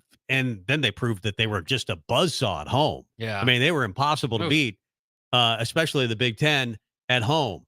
And then they started to figure it out a little bit that Indiana win on the road. And then in the Big Ten tournament, those were big wins. They gave some away. The Rutgers loss felt like, they had the Illinois loss where you had the phantom call on C.J. Wilcher that they probably should have won. But this was a good year. It felt like this was finally going to be the year where they break through and win a game in the NCAA tournament.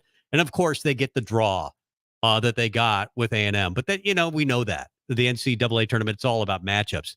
I feel like Fred is confident now. He's the right guy. He's always been a good offensive coordinator, so to speak. Mm-hmm. But now he's learned that the Big Ten requires defense as well. And he's got a good mix of both. He's still doing the 5-out, let's surround the 3-point line. Let's pass the ball at a high level. Let's go backdoor people to death. But it's fun basketball. How long have we been asking Nebraska to be a little more of Creighton? And this year, they looked like Creighton in a lot of games this year. And that was fun basketball. And it feels like he does have a formula. Get shooters. Surround the 3-point line. Maybe get a little more athleticism. Maybe not Texas A&M athleticism. If you can't do that, then have Creighton-type skill and win games that way. Because I think Fred is the best offensive, or if not the best, one of the best offensive gurus in college basketball. There was talk about him, Kansas taking a peek at him, that maybe things are, they're looking for a new coach in the next 5 years, and that Kansas, who knows if any of that is true. But I think Fred could have other really good jobs. I think he's already proven that with his job at Iowa State. And I think they've got the right guy. I didn't always believe that. And I think now they've got the right recruiting formula. Yeah, and I'm interested to see, too, because if you recruit to that 5-out system, or do you recruit to what you can get the best talented roster? Like, William Kyle doesn't necessarily fit a 5-out in my mind. I mean, he doesn't shoot from deep. Right. You don't. Josiah Alec wasn't necessarily that guy, but he'd knock down a few. I mean, he'd take them. Mm-hmm. And maybe Kyle has that same ability to take them and make a few of them. And that's kind of what Morgan does. Morgan doesn't take a whole lot of them, but he shoots a good percentage of them. So I'm kind of interested to see. Kyle's such a good defensive player, though. Oh, yeah. He fits the Alec mode. I'm not saying all 5 guys have to shoot, but if you could get one rim protector and 4 shooters. Yeah. And a guy that, kind of is, I'd love to see a replacement for Alec, especially the version we saw in the second half of the season. Down the stretch, he was a murder. I mean, there's something that just triggered some energy in that dude, and he played at a really high level. There were games where Alec was the only one that showed up. Yeah. In certain games. So if William Kyle can be that replacement for Alec, and then you can get a bunch of shooters. Is it Janovich? Not Janovich, but Janowski, Nick Janowski, who averaged 31 points a game. I think he's a high-level shooter. If you go watch his highlights. I think they're going to put some guys on the floor that look like Fred-type guys finally. And you didn't see that in the first 3 years. It just felt like they were just throwing guys out on the floor and seeing what they could get. And now they actually have an idea of what they want, and they're recruiting to it. Yeah. I like that. Yeah, and we'll see, too. You kind of think about that point guard position and Aaron Eulis, finally, sitting out with him this past year. Yeah. It was... maybe this was good for him. Maybe Yeah. he developed a little bit of a shot. I mean, I know he's only, he played on a pretty good Iowa team, so he only averaged 6 points a game. Maybe he could get that to 10. Who knows? Yeah. Maybe he is the starter. Maybe he's just a second-time team guy. Yeah. As a point. I don't know. I think they tried some other. We mentioned Kirk Christa. They tried other options last year before they landed on Eulis, and then they didn't have Eulis because of the gambling scandal. So they ended up with Boogie Coleman, and that didn't work out either. So they had to move Jamarcus to the point guard position, and he never was a point guard. Yeah. He never really. But it turned out Bryce was. Bryce was actually a pretty good point guard. So they've got some answers, I think. I think they've got 3 guys right now that look like starters. It's going to be 4 if Rink stays. And then you're talking. Yeah. And then you're building the lineup. Then, I mean, really, in college basketball, if you can get to 7 guys that can play, you're there. And you have Sam Hoiberg. Yeah. Yeah. I mean, I know Sam, I like the guy. Because if you look at his plus minus, it's always good. Yeah. I mean, when he's on the floor, Nebraska tends to be ahead. When I've said this a long time about him too, is like he doesn't attack, and he does, he does here and there, but he's looking to pass.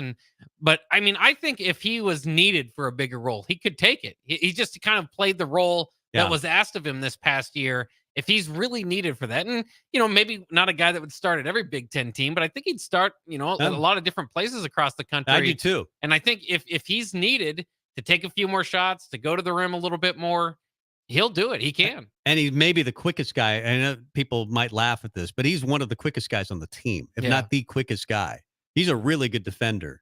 And Fred put him on some of the best, players in the Big Ten a lot this year. I think he can shoot it better than he shot it this year too. Yeah. He didn't have a great shooting year, but I think he can shoot it at a high level. I think that's something he could work on and get better at.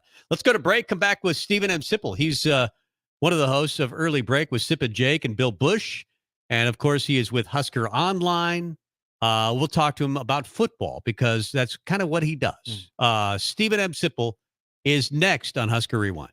Your child was embarrassed when you arrived at their basketball game. 75% of parents or guardians report current alcohol use. Drinking alcohol can cause harm to children and loved ones. By drinking less, your child will be excited to see you at their basketball game. If you or a loved one is looking for help, find a treatment facility near you at findtreatment.gov. For immediate support, call, text, or chat 988. Brought to you by Nebraska DHHS in partnership with SAMHSA. Hello. Believe it or not, old phones are one of the most common pain points in offices today. Many of these phones are beyond repair because parts aren't available to fix outdated devices. Whether it's a traditional phone system or cloud-based VoIP technology, Hamilton Business Phones can help upgrade your connection. We make it easy to sync your office phone with your cell for seamless call handling, no matter where you work. If your current office phone can't do this, you deserve better. Hire your local experts. Hire Hamilton at hamiltonisbusiness.com. Sandhills Global is hiring. With their fast-paced, growing culture, they have hundreds of new openings in sales, marketing, traveling support, software development, web design, and more. Full-time roles offer a 4.5-day work week, along with flexible internships in most areas. Career and internship opportunities are available at our global headquarters in Lincoln, Nebraska. Find your fit today at www.sandhills.jobs.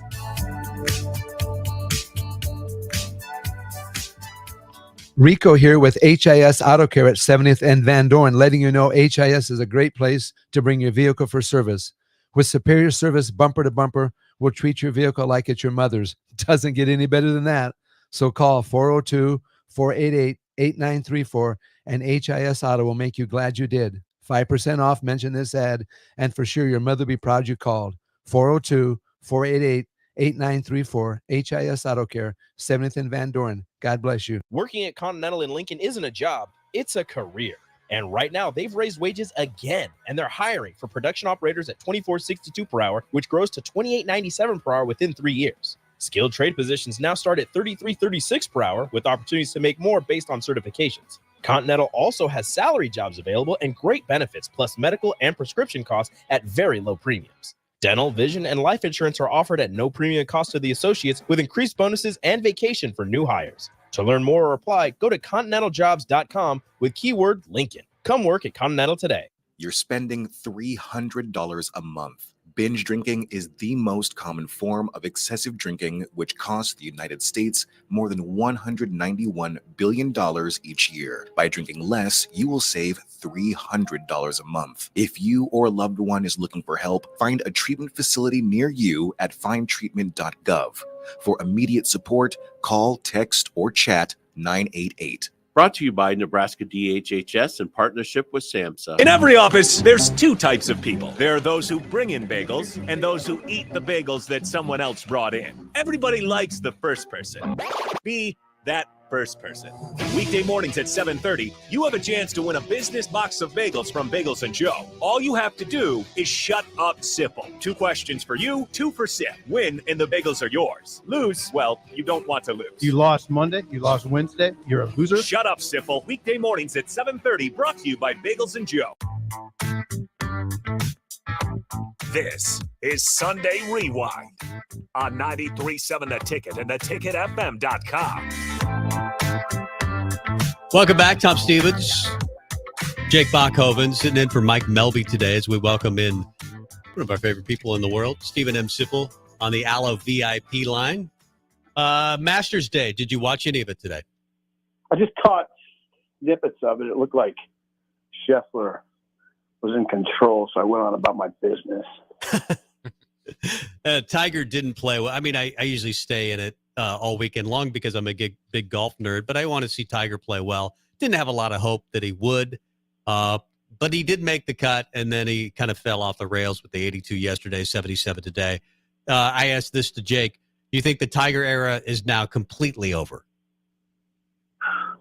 It'd be hard to – I wouldn't say that. I mean, he's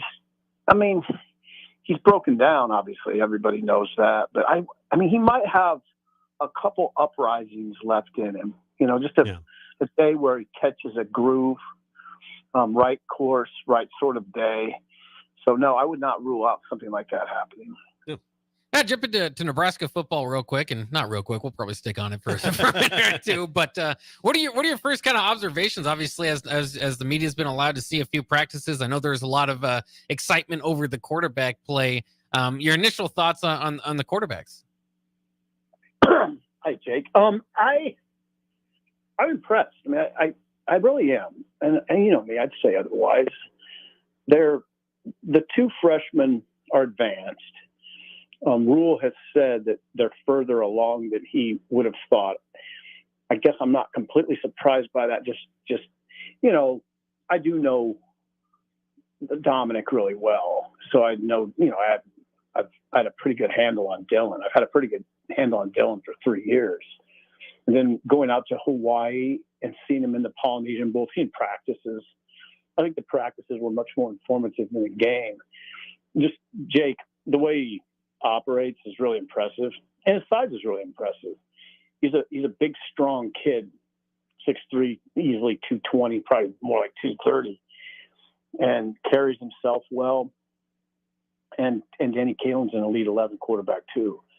Doesn't have an arm strength. Hardly anybody does have hardly anybody at that age with that arm strength that Dylan has. But Danny knows that. He understands the position at a high level. That's a lot of it. And they got some weapons. That's the other thing. They improved the receiver position. It's at least, well, I'm just going to say where it probably should be for a Big Ten team. So all that stuff looks pretty good to me. Steve Sipple on the Allo VIP line. Of course, the spring game is next Saturday. We'll learn a lot more on that. But Matt Rule has said that Nebraska's offense will look a lot different with the freshman passers than it did last year with Harburg and Sims and Purdy. I guess more NFL style protections is what he was referring to. But how else is it going to look different from last year in your mind? Well, he did say, he kind of had that feel about cut protection and, keeping, if there's a pass rush from the outside, having a quarterback step up and not necessarily looking for an inside seam and also not necessarily looking to get out. So it's going to be a lot different. It'll be a lot different because the biggest glaring difference this year compared to a lot of recent years is the quarterback won't lead the team in rushing. So they're going to have to, I like that, but it means that there's going to be the running backs are going to have to carry a pretty heavy load, more of a load. Last year, Anthony Grant, he rushed for, look it up, but just over 400 yards. I think he just had 4 yards a carry. He was the leading running back rusher, if I'm not mistaken. Anthony Grant, 413 yards. You can't have that now. Heinrich led him in rushing last year, Heinrich Harburg. I'm not saying you have to have a 1,000-yard rusher because the way Rule portrays it, they're going to spread the ball around the backfield among those running backs. But 400 yards isn't going to cut it. So from a running back. So it's going to look a lot different from that standpoint. And again, the receiver core it looks different, and they'll be used different. You know what? I wouldn't be surprised at all is if to help that run game, kind of augment the run game, they do throw a lot of quick passes at the perimeter to those bigger receivers that they have now, Banks and Naor. Not exclusively them, but just a quick perimeter pass, get some blocking, and get 5 to 6 yards. That's a good first down play. When we're looking at the spring game, and there's been a few names that have come up as far as, okay, here's a new guy that'll help out the team. What are your eyes going to be on, obviously, other than the quarterbacks, as far as some of these names that are new to town that could help out Nebraska? Dowdell. I'm interested in Dowdell, although I've tempered that whole conversation about Dante Dowdell a little bit.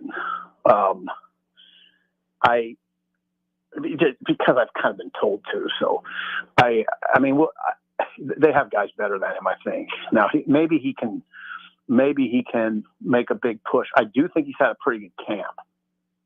So I'd be interested to see what he looks like. I hope Quentin Ives at that position, running back position, is healthy. He's had a hamstring issue of late. I don't know where he is exactly, but this has to be a good spring for Quentin Ives. It doesn't have to be. It never has to be, I guess. But if he wants to establish himself as a factor, this would be a great time to do it because you have two veterans, Irvin and Ramir Johnson, limited. They're out there, but they're limited, but both in green jerseys. For sure, Irvin's in a green jersey. I think Ramir's in a green jersey. Who else? Cliff Bry, the corner I'm really interested in. He's 6'4" corner. I wonder if he can challenge for the corner job opposite what I think Tommy Hill would. You're pretty safe saying Tommy Hill will be a corner. Am I getting the kid's name right? Bly Hill. Bly Hill, yeah, Yep. Bly Hill. Bly Hill is the name I'm looking for. I'm really interested in Bly Hill. I just don't know. Like a guy like that, I don't know if he can come in or not. I think he'll get a shot. I think he's getting a shot. 6'3" kid on the corner is very interesting to me. You'd have two sort of tall, angular corners. I think they list Tommy Hill at 6 foot. He seems taller than that to me. But those are guys that come to mind. Mazuka, the offensive lineman, Micah Mazuka. Rule mentioned him as a second tier guy the other day. But I got to think he'll push hard for the starting guard job. Those are guys that come to mind, Jake. And it does feel like Nebraska does have more weapons this year, but you are talking about two quarterbacks that are true freshmen. I don't remember the last true freshman to start at Nebraska. Do you, Bach? Who was the last true freshman So was it Tommy Frazier, the last true freshman to Sure. start at Nebraska? But that's what you're talking about. You do have more talent at wide receiver. Banks and Naor, and obviously Fidoni is back, and I'm interested to see what Carter can do. The running back position, you're a little banged up. No Gabe Ervin, no Ramir Johnson. So the pass protection, we've been told, is a little rusty right now. What's your biggest concern about this team, maybe outside of quarterback, going into the spring game, not this Saturday, but the next Saturday? Biggest concern on offense would be the running game and getting a running game going at a high level. Hard to do in the Big Ten. What's that going to look like when you don't have the quarterback run? Are you going to be able to make it work? I really think that it's going to have to be augmented by, getting the receivers involved in it. They're kind of they're pass plays, but they're technically pass plays, but they serve as running plays, that sort of thing. I just wonder if they have the personnel at running back to kind of establish a good running game week in and week out, no matter the opponent. With when's the last time we've had that? I mean, I would almost go back to, I guess it was Zigbo Zigbo had a good year in 2000. I'm going to say 18 or 17 when he ran for 1,000. He averaged 7 a carry. But really, it's Amir Abdullah. You got to go back to 2014. I mean, it's been a while. Yeah. So what's that? How's that going to look? Do they have a guy or a couple guys that you go over there on Saturdays in the autumn and you can count on them really hammering up in there on first down? I mean, what are we talking about? Usually getting good first down yardage and good situational yardage, third and short. Does Nebraska have that guy? On defense,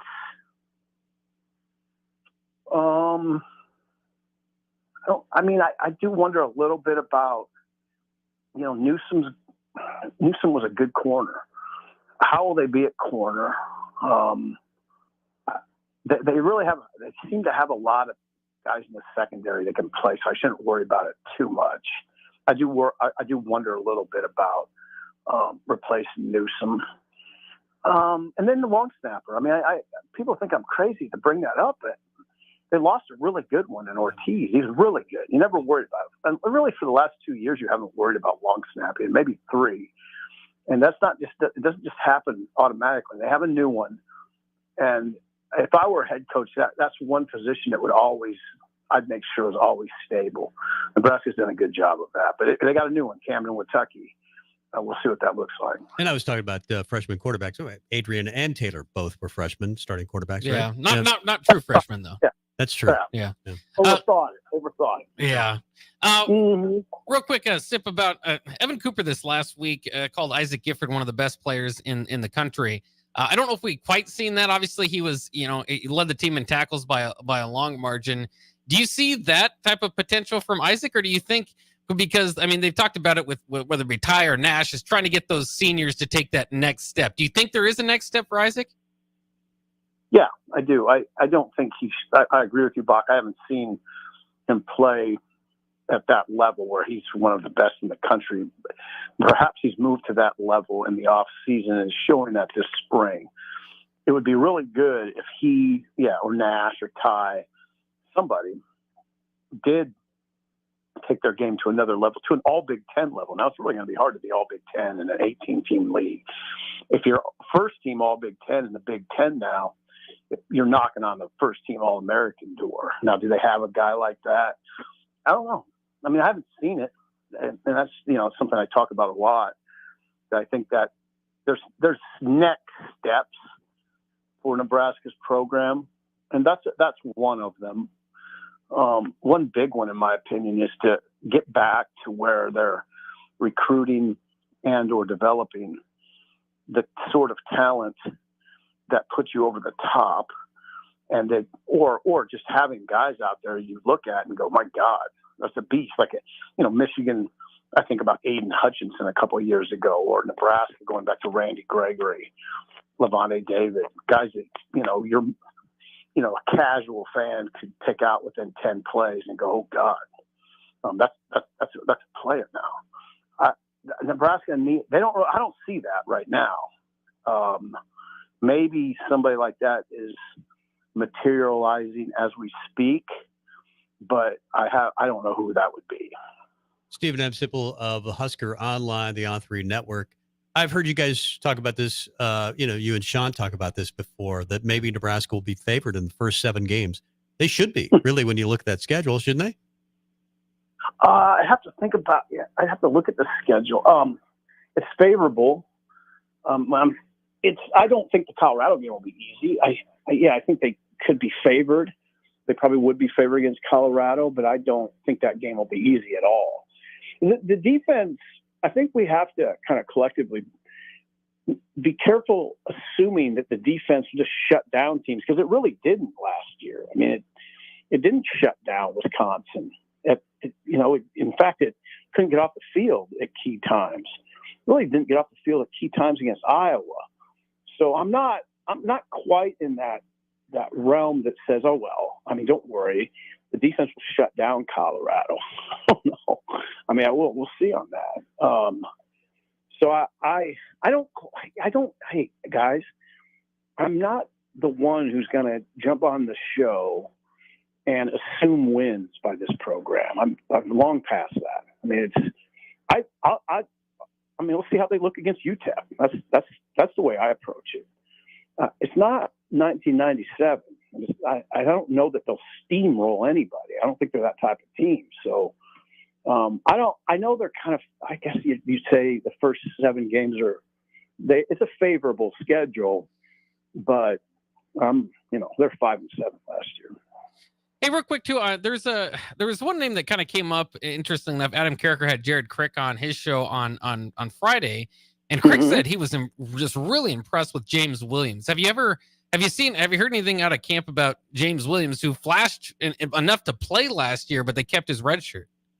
Well, it was an amazing story last year that really, it really hasn't been told, but him just bolting on the scene and getting a couple sacks out of nowhere was really odd. And now what they're doing is what he's trying to do is become a very formidable player on first and second down, and not just a kind of a pass rush specialist.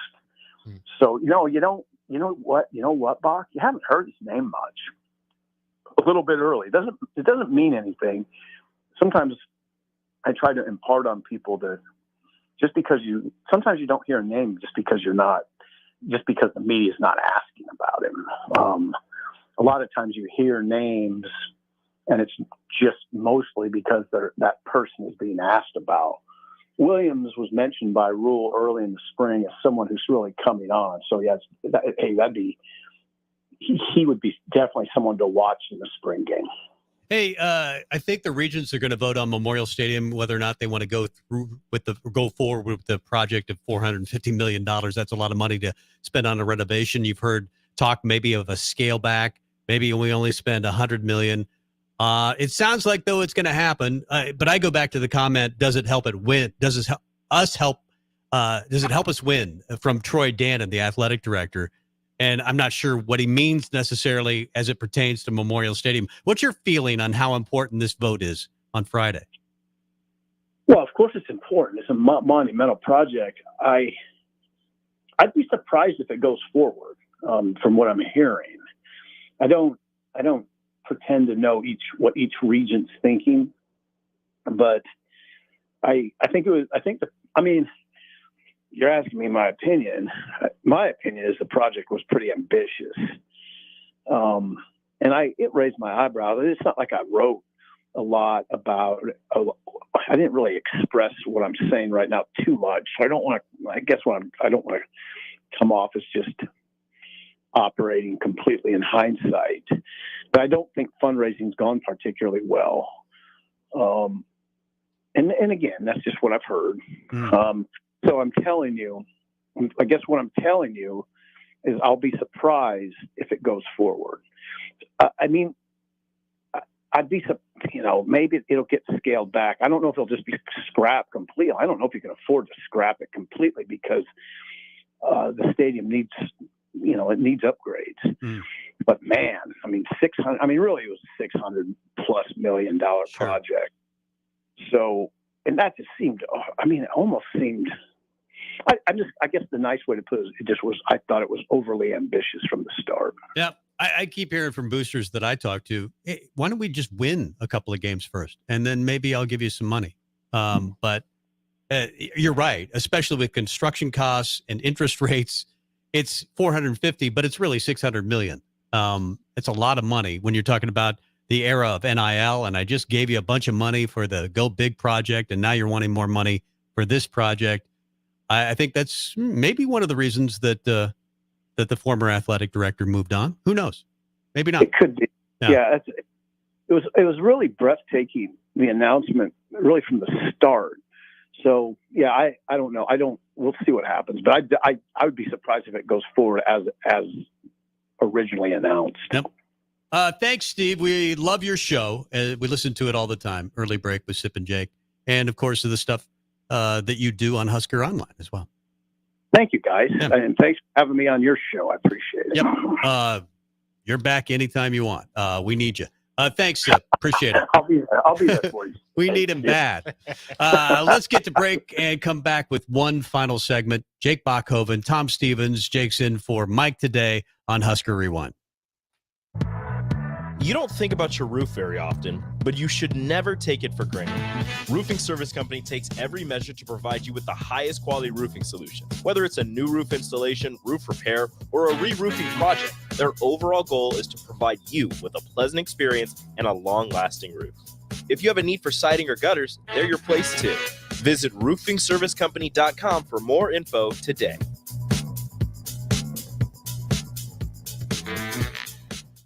Spring is here, and Acres is offering special financing on select new John Deere lawn tractors and zero-turn mowers. Visit your nearest Acres store and test drive all the latest John Deere turf equipment and attachments. And for a limited time, with the purchase of a new John Deere mower, get up to $200 to apply to the steel power tool of your choice. From trimmers to chainsaws, gas or electric, Acres is your home for steel products and service. Offer expires April 30, 2024. Subject to approved credit by John Deere Financial. The Double the Savings sales event is happening now through April 22nd at Bonsall Pool and Spa. During this event, buyers can take advantage of up to $1,500 in savings and receive 0% APR for 60 months. Visit the Bonsall Pool and Spa showroom at 33rd and Pioneers or visit their website at bonsallpool.com to learn more about their hot tub sale. Act fast because this offer ends soon. Bonsall Pool and Spa, every day made better.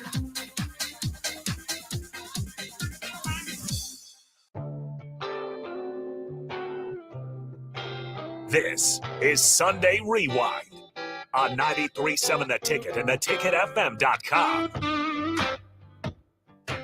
Welcome back. Final segment. Tom Stevens, Jake Bachhoven, Mike Melby taking the day off. Not really. He's working on a race car. He's a race car fixer-upper. He's a mechanic for race cars. He helps build the race car and then get it on the track. And then when they go off the track, he fixes them when they break down. Yeah. Be a fun job. Yeah, he's really into racing. And he's good at it. He was a race car. He was an announcer at Eagle Raceway. Really good at that as well. But he's gone today. So Jake Bachhoven is in. One of the discussions I like to end the show with is Troy Dan. And we haven't talked a lot about it, at least on this show. Obviously, Trev Alberts takes the gig after, I think, auditioning for several gigs throughout college football. I think that he sent in his resume for several gigs. He ends up with the Texas A&M gig. I think this is just me thinking out loud, but Trev Alberts thinks if I go to Texas A&M, probably not for very long, maybe not much longer than I was at Nebraska. Maybe I rise in the ranks of athletic directors, and maybe I could become a commissioner, perhaps of college football. I think that's really an ambition that he has.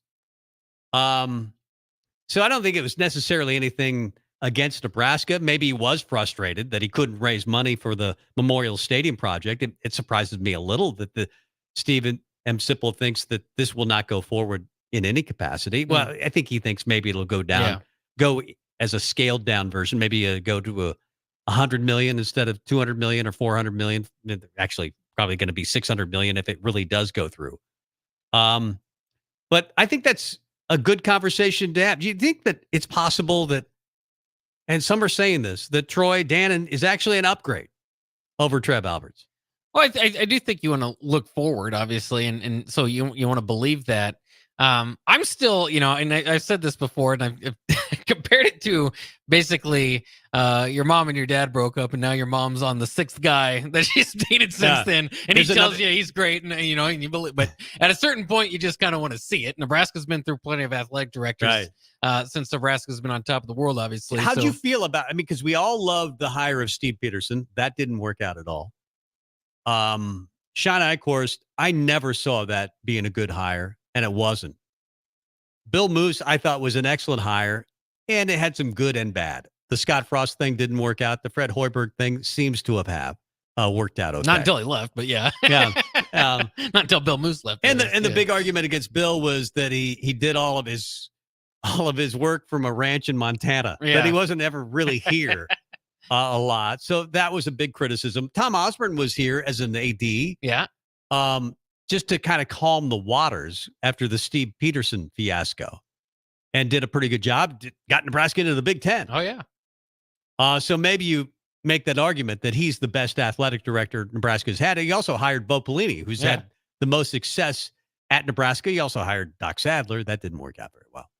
And then re-signed Doc, I think, and then had to fire him. Yeah. I'm trying to remember how that whole timeline went. But this feels a little different. You're talking about a football athletic director. Sean Eichhorst never felt like that. This is a guy that knows Matt Rule pretty well. And it feels like maybe even Matt Rule had a big influence in making this hire. Oh, yeah. We had Jim Rose on. He says he's uncomfortable with athletic directors, or that head coaches are hiring athletic directors. That's not a good precedent to have. But nonetheless, Troy Dannon has been at Northern Iowa. He's at Tulane. After that, a cup of coffee at Washington, but that's a really good gig. Yeah. He's on a couple of different college football committees. He seems well connected. I think you could make the argument it's a better hire. It's overall than Trev Alberts. Yeah, but the other thing is, though, I mean, Texas A&M wanted Trev Alberts for a reason, too. So, I mean, I think Trev's career was heading upwards, and I think Troy Dannon's is as well. So, I think and that was the whole argument, too, is Trev leaving Nebraska, Big Ten job for an SEC job, is that a lateral move? And you could argue maybe it's a few pegs higher at Texas A&M than it is at Nebraska, certainly with what you can do as far as fundraising. But, yeah, I mean, I think it's similar. I don't think you lose a lot other than just the kind of the connection with the fans and the former player and the face of the program and all that, which was the frustrating part. But I think we're over it now, aren't we? I think he's going to be a good hire. My buddy once applied for athletic director at Nebraska during his unemployment just because he had to apply for jobs. Oh, nice. He didn't get the gig at Nebraska. Hey, we're leaving. We're out. Thanks, Bach. I appreciate it. Mike will be back next week. It's Husker Rewind. We'll see you next week. Bye-bye.